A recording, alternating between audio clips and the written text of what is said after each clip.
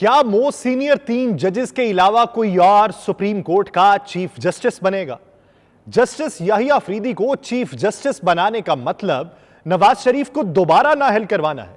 Justice Munib Akhtar के chief justice बनने के इम्कान को कैसे किस्साए पारीना बनाया जाएगा? मंसूर अली शाह को माइनस करके वकला तहरीक का कैसे सामना किया जाएगा? क्या मंसूर अली शाह इस्तीफा देने जा रहे हैं? 3 मोस्ट सीनियर जजेस का माजी क्या है? आप सब पर सलामती हो। मैं यासिर रशीद हूं और आप मेरा वीलॉग देख रहे हैं।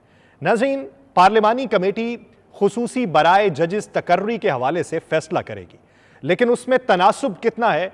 2/3 का। 2/3 में नए आईनी तरमीम के मुसव्विदे के मुताबिक 3 जजेस में से किसी एक जज का इंतखाब किया जाना है, लेकिन उन 3 के अलावा चौथा जज भी क्या कोई हो सकता है? यह एक अहम सवाल है। उसी आईनी तरमीम में यह लिखा है कि अगर किसी जज को अपॉइंट किया जाता है और वो जज किसी वजह से इनकार कर दे, तो फिर उसके बाद वाले जज को चीफ जस्टिस ऑफ पाकिस्तान बना दिया जाएगा। यानी पहले नंबर पर जस्टिस मंसूर अली शाह, दूसरे नंबर पर जस्टिस मुनीब अख्तर, तीसरे नंबर पर जस्टिस याहिया अफरीदी, और अगर उसमें से जस्टिस याहिया अफरीदी को चीफ जस्टिस ऑफ पाकिस्तान बनाने की मंजूरी दी जाती है और जस्टिस याहिया अफरीदी उससे इनकार कर देते हैं, तो फिर जस्टिस याहिया अफरीदी के बाद जस्टिस अमीनुद्दीन खान साहब का नाम आएगा। क्या जस्टिस अमीनुद्दीन खान भी चीफ जस्टिस बन सकते हैं, या फिर जस्टिस याहिया अफरीदी ही उस मनसिब को कबूल कर लेंगे? इन जजेस का माजी क्या है? सबसे पहले बात करते हैं जस्टिस याहिया अफरीदी की, और जस्टिस याहिया अफरीदी के उन केसेस की भी बात की जाएगी जिसकी वजह से उनके चीफ जस्टिस बनने पर एक सवालिया निशान भी है। जस्टिस याहिया अफरीदी 23 जनवरी 1963 को डेरा इस्माइल खान में पैदा हुआ है। उनका ताल्लुक कोहाट के सरहदी इलाके से वाक़े आफरीदी कबीले के आदम खेल हिस्से से है और वह जिला कोहाट के गांव बाबरी बांडा के रिहायशी हैं। उनका ताल्लुक एक ऐसे खानदान से है जो अवामी खिदमत की रवायत से जुड़ा हुआ है। उन्होंने इब्तदाई तालीम एचिसन कॉलेज लाहौर से हासिल की और गवर्नमेंट कॉलेज लाहौर से पॉलिटिकल साइंस और इकनॉमिक्स में बैचलर ऑफ आर्ट्स हासिल करने के बाद पंजाब यूनिवर्सिटी लाहौर से मुआशियात में मास्टर्स ऑफ आर्ट्स की डिग्री हासिल की। कॉमनवेल्थ स्कॉलरशिप से नवाजे जाने के बाद जस्टिस याहिया अफरीदी ने अपना LLM कैम्ब्रिज यूनिवर्सिटी के जीसस कॉलेज से किया। उसके बाद उन्हें लंदन के इंस्टीट्यूट ऑफ लीगल स्टडीज में यंग कॉमनवेल्थ लॉयर्स के लिए स्कॉलरशिप प्रोग्राम के लिए मुंतखब कर लिया गया। पाकिस्तान वापस आने से पहले वो लंदन में फॉक्स एंड गिबन्स सॉलिसिटर्स में बतौर एसोसिएट शमूलियत इख्तियार कर चुके थे। उन्होंने पेशावर में अपनी प्राइवेट प्रैक्टिस शुरू की और पेशावर यूनिवर्सिटी के खैबर लॉ कॉलेज में लेक्चर दिया, जहां उन्होंने बैनुल अक़वामी कानून, लेबर लॉ और इंतजामी कानून को पढ़ाया।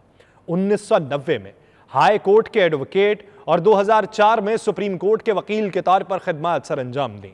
उन्होंने अमली तौर पर सूबा खैबर पख्तूनख्वा के असिस्टेंट एडवोकेट जनरल और हुकूमत पाकिस्तान के वफाकी वकील के तौर पर खिदमत अंजाम दी। 2010 में एडिशनल जज के तौर पर पेशावर हाई कोर्ट के बेंच में शामिल हुए और 15 मार्च 2012 को पेशावर हाई कोर्ट के जज के तौर पर उनकी तस्दीक कर दी गई। जस्टिस याहिया अफरीदी वफाक के ज़ेरे इंतज़ाम कबायली इलाके से पहले जज बने जिन्होंने पेशावर हाई कोर्ट के चीफ जस्टिस का ओहदा संभाला जब उन्होंने 30 दिसंबर 2016 को हलफ उठाया था। उन्होंने 28 जून 2018 में सुप्रीम कोर्ट के जज के ओहदे पर तरक्की तक उस ओहदे पर काम करते रहे। उनका यादगार फैसला कौन सा है जिसके बारे में सुनकर आप ये राय रख सकते हैं कि क्या उनका नाम चीफ जस्टिस ऑफ पाकिस्तान के लिए मुंतखब किया जा सकता है या नहीं? सुप्रीम कोर्ट का 7 रुकनी बेंच था जिसकी अक्सरियत ने ताहयात नाअहली के अदालती फैसले को रिविजिट करते हुए करार दिया था कि अदालत के पास ऐसा डिक्लेरेशन देने के इख्तियारात नहीं है।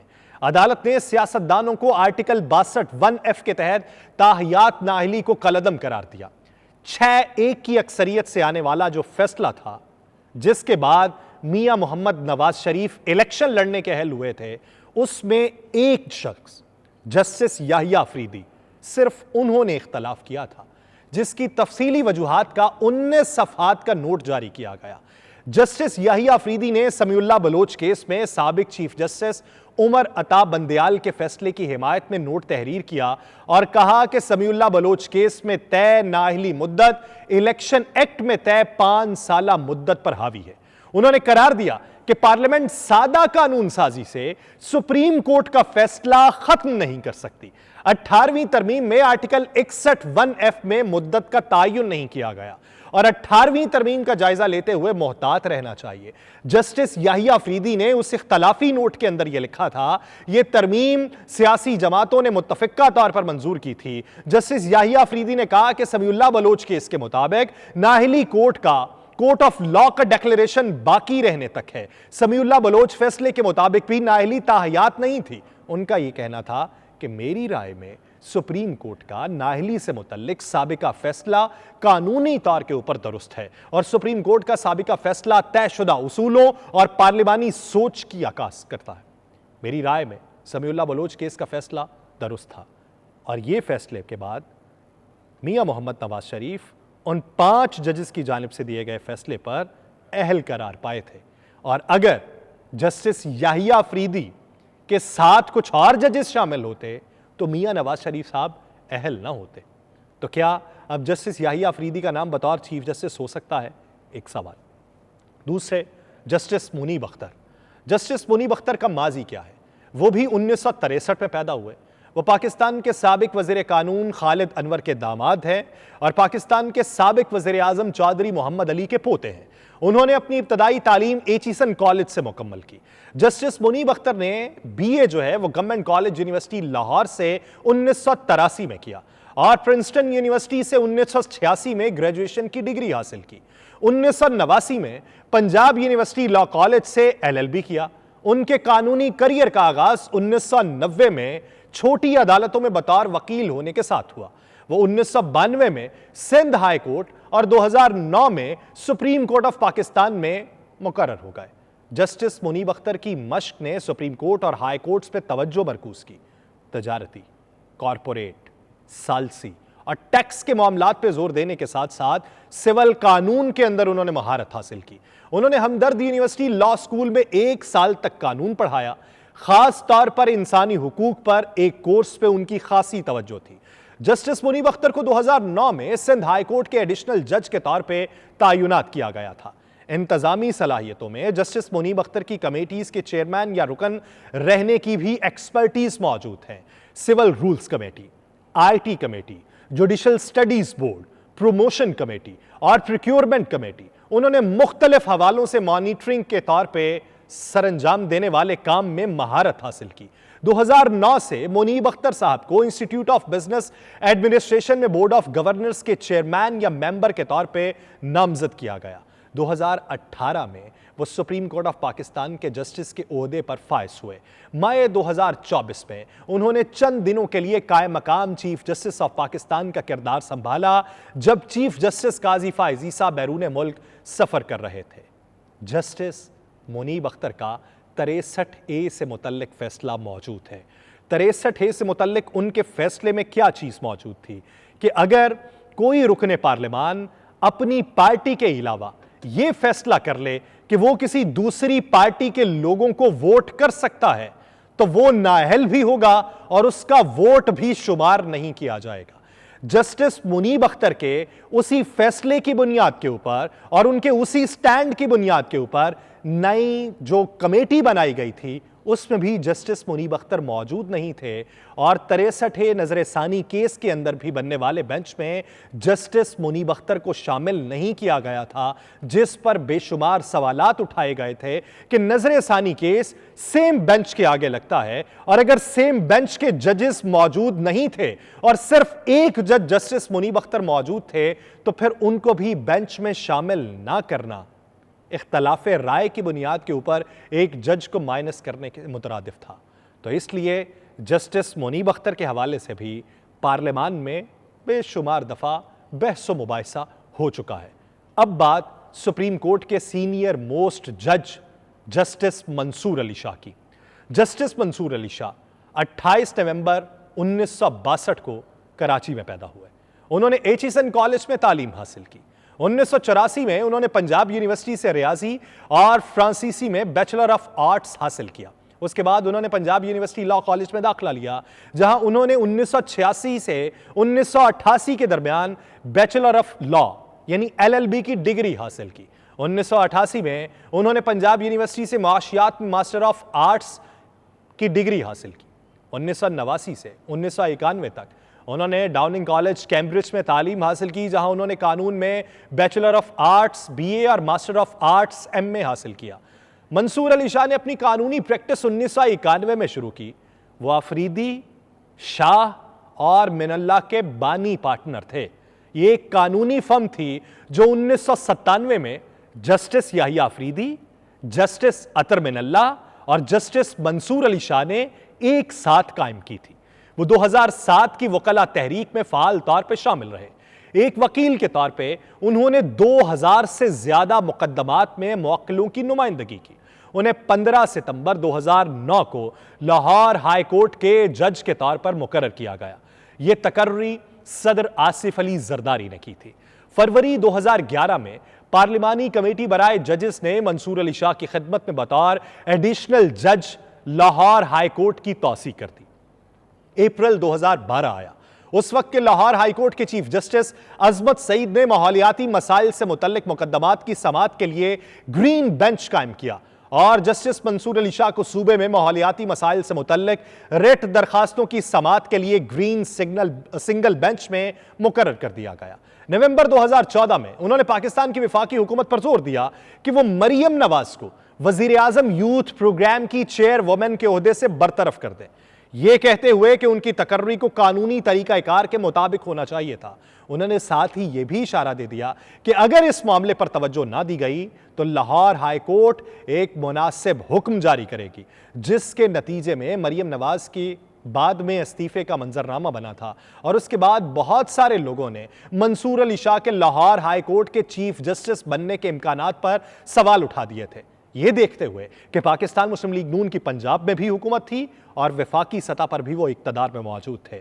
नवंबर 2015 में एजाजुल अहसन साहब के लाहौर हाई कोर्ट के 44वें चीफ जस्टिस के तौर पर हलफ उठाने के बाद मंसूर अली शाह लाहौर हाई कोर्ट के सीनियर जज बन गए। अप्रैल 2016 में रियो डी जेनेरो में मुनक्किद होने वाली पहली आलमी माहौलियाती कानूनी कांग्रेस में माहौलियाती तहफ़्फ़ुज़ में उनकी कोशिशों की तारीफ की गई और पंजाब में माहौलियाती मसाइल को हल करने के लिए लाहौर हाई कोर्ट में एक बेंच के कयाम के लिए भी उनकी तारीफ की गई। 2009 में लाहौर हाई कोर्ट में अपनी तकर्री के बाद से उन्होंने आईनी, कानूनी, इंसानी हुकूक, इंतजामी कानून और माहौलियाती पायदारी के बारे में मुतअद्दिद फैसले लिखे, जिनमें बहुत से फैसलों को हुकूमत पंजाब को चैलेंज करने के तौर पर समझा जाता है। वो 27 जून 2016 को लाहौर हाई कोर्ट के चीफ जस्टिस मुकर्रर हुए।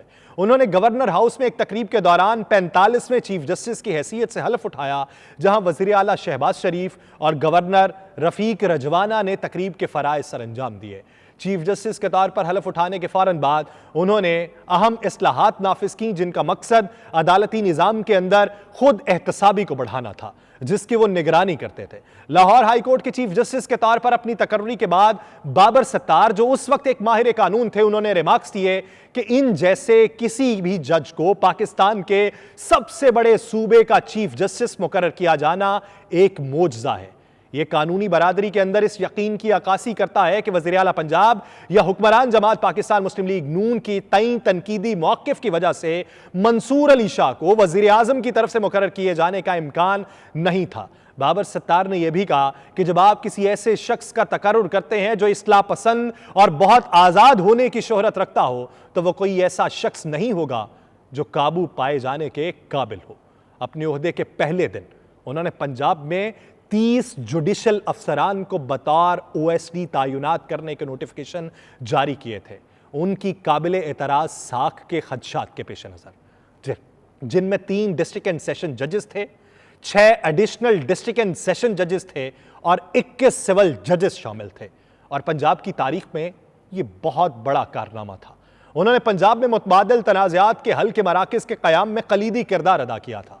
उन्होंने लाहौर हाई कोर्ट और पंजाब की ज़िलाई अदालतों में केस मैनेजमेंट और कोर्ट ऑटोमेशन सिस्टम को नाफिज किया और उन्होंने लाहौर हाई कोर्ट में एक रिसर्च सेंटर भी कायम किया। लाहौर में सिनफी बुनियाद पर तशद्दुद की पहली अदालत और चाइल्ड कोर्ट का भी आगाज किया। उन्होंने पंजाब जुडिशल एकेडमी में निसाब पर नजरसानी में भी ताउन किया और जनवरी 2017 में मंसूर अली शाह की क़यादत में लाहौर हाई कोर्ट ने अपने जजेस के लिए तशखीसी रिपोर्ट्स तैयार करने का बेमिसाल कदम उठाया, जिससे वो अपनी कारकर्दगी का जायजा ले सकें। जुलाई 2017 में एक वकील ने लाहौर हाई कोर्ट में एक दरखास्त दायर की, जिसमें चीफ जस्टिस मंसूर अली शाह पर अपनी टेक्सटाइल मिल्स और अपने बेटे के तिब्बी अखराजात के लिए सरकारी कर्ज लेने का इल्जाम लगाया। जवाब में मंसूर अली शाह ने अपने खानदानी कारोबार और अपने बेटे के इलाज के अखराजात के बारे में तफसीलात जाहिर करने की पेशकश की। उन्होंने वाज़ेह किया कि उन्होंने जज बनने से पहले टेक्सटाइल मिल को बेच दिया था और उसकी प्रोडक्शन के हवाले से या उसके एचओडी के हवाले से किसी भी किरदार से इस्तीफा दे दिया था। अपने अदालती तकर्री के बाद से वो किसी कारोबारी सरगर्मियों में मुलव्वस नहीं रहे थे। उसके बाद लाहौर हाई कोर्ट ने मंसूर अली शाह की मनी ट्रेल की दरखास्त को मुस्तरद कर दिया था। दिसंबर 2017 में BBC उर्दू को उन्होंने एक इंटरव्यू दिया और उन्होंने बताया कि पंजाब में हर 62,000 अफराद के लिए सिर्फ एक जज है। उन्होंने कहा, सूबे में जहां मुकदमात की तादाद बढ़ रही है, वहीं पर जजेस की तादाद वहीं की वहीं है। जब उनसे पाकिस्तान में अदलिया पर दबाव के बारे में पूछा गया तो उन्होंने जोर देकर कहा कि लाहौर हाई कोर्ट के बड़े फैसलों के बावजूद कोई बैरूनी दबाव नहीं था। जनवरी 2018 में पाकिस्तान के जुडिशल कमीशन ने मंसूर अली शाह को बतौर जज सुप्रीम कोर्ट में तरक्की देने की सिफारिश कर दी। उन्हें सदर ममलिकत ममनून हुसैन ने 7 फरवरी 2018 को सुप्रीम कोर्ट ऑफ पाकिस्तान के जज के ओहदे पर फाइज किया। सुप्रीम कोर्ट में शामिल होने के बाद से मंसूर अली शाह ने आईनी, कानूनी, इंसानी हुकूक और माहौलियाती पायदारी से मुतल्लिक फैसले लिखे और पंजाब जुडिशल एकेडमी की इस्लाहात समेत अदालती इस्लाहात पर तवज्जो मरकूज की। अक्टूबर 2013 में उन्होंने ये रिमार्क्स दिए थे कि पाकिस्तान के किसी भी इदारे का सरबरा और आईनी अदालतों के जज कौमी एहतसाब ब्यूरो के कवानीन के तहत मुकम्मल तौर पर जवाब दें। उन्होंने ये भी कहा था कि इंसदाद बदउनवानी और एहतसाब के कवानीन उन पर उसी तरह लागू होते हैं जैसे वो सियासतदानों के ऊपर लागू होते हैं। 12 जुलाई को सुप्रीम कोर्ट ने पाकिस्तान तहरीक इंसाफ की मखसूस नशिस्तों के केस पर अपना अक्सरियती फैसला सुनाया। फैसले का ऐलान करते हुए मंसूर अली शाह ने कहा कि पाकिस्तान तहरीक इंसाफ खवातीन और अकलियतों के लिए मखसूस असम्बलियों में नशिस्तों के लिए अहल है। उसने मुस्लिम लीग नून की क़यादत में हुक्मरान इत्तेहाद को एक अहम धचका पहुंचाया और यह देखा गया कि PTI की मखसूस नशिस्तों के मामले के बाद चीफ जस्टिस काजी फाइज ईसा के मंसूर अली शाह और जस्टिस मुनीब अख्तर के साथ ताल्लुकात कशीदा हो गए थे, जिसकी वजह से कल के दिन हमारे वजीर दिफा ख्वाजा आसिफ ने बाकायदा तौर पर यह कहा था कि 8 जजेस पाकिस्तान का फैसला नहीं कर सकते, ये 17 जजेस को कुली इख्तियार नहीं दिया जा सकता। इस वजह से कहा यह जाता है कि अगले चीफ जस्टिस के इंतखाब के हवाले से पहले तकर्रुर हुआ करता था, अब इंतखाब है जो 2/3 वोटिंग के ऊपर मबनी है। तो देखना यह है कि फैसला किसके हक में होगा। लेकिन अगर जस्टिस याहिया अफरीदी के नाम का ऐलान किया जाता है और जस्टिस याहिया अफरीदी उस मनसब को कबूल नहीं करते तो उनके बाद अमीनुद्दीन खान होंगे। लेकिन सवाल फिर भी यही है, जैसे दूसरे इदारों के अंदर किसी जूनियर के इदारे का सरबरा बनने के बाद सीनियर सुपरसीड यानी इस्तीफा दे जाते हैं, तो क्या पहली बार पाकिस्तानी तारीख में पहली बार जब चीफ जस्टिस ऑफ पाकिस्तान का तकर्रुर किया जाएगा उसके इंतखाब में किसी जूनियर को अगर लगा दिया जाता है तो क्या सीनियर सुपरसीड हो जाएंगे? ये एक अहम सवाल है। क्या फिर जस्टिस याहिया अफरीदी के चीफ जस्टिस बनने की सूरत में जस्टिस मुनीब अख्तर और जस्टिस मंसूर अली शाह इस्तीफा दे जाएंगे? एक अहम सवाल है। जस्टिस अमीनुद्दीन खान की प्रोफाइल क्या है? जस्टिस अमीनुद्दीन खान 1 दिसंबर 1960 को पाकिस्तान में पैदा हुए पाकिस्तानी कानूनदान हैं जो 22 अक्टूबर 2019 से सुप्रीम कोर्ट ऑफ पाकिस्तान के जस्टिस हैं। उन्होंने 12 मई 2011 से 22 अक्टूबर 2019 तक लाहौर हाई कोर्ट में खिदमत अंजाम दी। जस्टिस अमीनुद्दीन खान 1960 में मुल्तान में पैदा हुए और उन्होंने इब्तदाई तालीम किंडरगार्टन मुस्लिम स्कूल और गवर्नमेंट मुस्लिम हाई स्कूल मुल्तान से हासिल की। 1981 में फ़लसफ़े में बैचलर की डिग्री हासिल की। 1984 में यूनिवर्सिटी लॉ कॉलेज मुल्तान से LLB किया और टैक्स कानून में डिप्लोमा किया। 1977 के ये अदवार के अंदर शामिल होता है। अमीनुद्दीन खान ने ईरान में एशियन जमहूरी में बराए स्काउट के तौर पे पाकिस्तान की नुमाइंदगी की और पाकिस्तान के सदर से एजाज़ हासिल किया। उनका कानूनी करियर अपने वालिद की सरपरस्ती में शुरू हुआ और 1985 में वो छोटी अदालतों में प्रैक्टिस करने का लाइसेंस हासिल कर चुके थे। 1987 में लाहौर हाई कोर्ट के वकील बने और 2001 में सुप्रीम कोर्ट ऑफ पाकिस्तान के वकील बन गए। उनकी इस मश्क की बुनियादी तौर पर दीवानी कानून पर तवज्जो मरकूज रही, ख़ास तौर पर जायदाद, और वरासत के मुकदमात पे उनकी महारत है। उनके अदालती करियर का आगाज 2011 में लाहौर हाई कोर्ट के बेंच में उनकी तकर्री से हुआ। अमीनुद्दीन खान मुतअद्दिद सिविल मुकदमात के फैसलों में शामिल थे। उनके बहुत से फैसलों को सुप्रीम कोर्ट ऑफ पाकिस्तान ने बरकरार रखा था। अमीनुद्दीन खान ने यूनिवर्सिटी लॉ कॉलेज मुल्तान में कानून के एक मुमतहिन और लेक्चरर के तौर पर भी खदमात सर अंजाम दी और university of engineering and technology Lahore समेत मुख्तलिफ यूनिवर्सिटीज़ के सिंडिकेट के रुकन रहे। जस्टिस अमीनुद्दीन खान की सरबराही में 6 अरकान पर मुश्तमिल सुप्रीम कोर्ट के बेंच ने फौजी अदालतों में आम शहरियों के ट्रायल से मुतल्लिक इंट्रा कोर्ट अपीलों की समाअत की हुई है। बेंच में justice Mohammad Ali Mazhar, justice Hasan Azhar Rizvi, justice Shahid Waheed, justice Musarrat Hilali और जस्टिस इरफान सादत खान शामिल थे। जस्टिस अमीनुद्दीन खान उसी बेंच का हिस्सा थे जो 2 रुकनी अकलियती बेंच था जिसने ये नोटिस जारी किया था जिसमें मखसूस नशिस्तों का फैसला आया।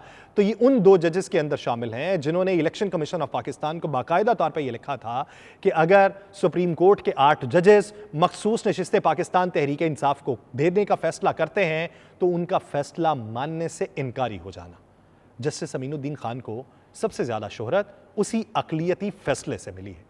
अब देखना यह है कि किसका तकर्रुर कैसे होता है और कितनी अक्सरियत से। मुझे दीजिए इजाजत, अल्लाह निगहबान।